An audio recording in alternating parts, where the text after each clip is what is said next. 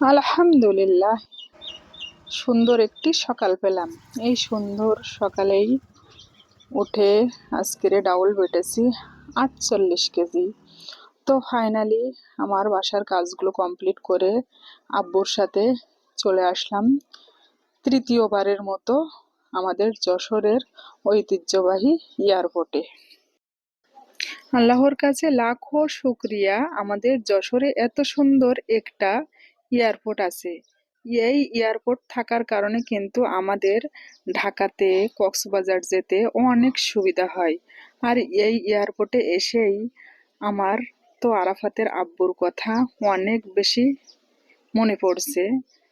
তো মনে পড়ার কারণ হচ্ছে, আরাফাতের আব্বু গত রোজার মাসে 29 রোজার দিন এই এয়ারপোর্ট থেকেই কিন্তু মালয়েশিয়াতে যাওয়ার উদ্দেশ্যে ঢাকাতে গিয়েছিল। তো জানি না কবে এয়ারপোর্ট থেকে আল্লাহ আমাকে আরাফাতের আব্বুর কাছে নিয়ে যাবেন। তো অনেক স্বপ্ন যে কোনো একদিন মালয়েশিয়াতে ঘুরতে যাব।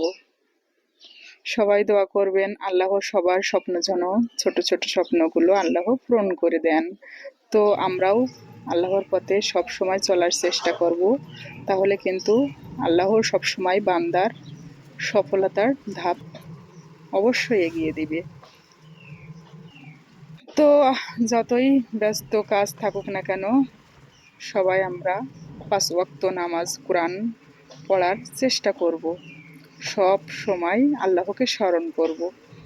তো আমার তো অনেক ভালো লাগছে যে আজকের আমি আপুর সাথে দীর্ঘ 14 বছর পরে এয়ারপোর্টে আসলাম তৃতীয়বারের মতো।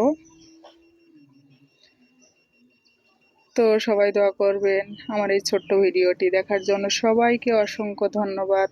দেখা হচ্ছে তাহলে পরবর্তী কোনো নতুন ভিডিওতে। আল্লাহ হাফেজ।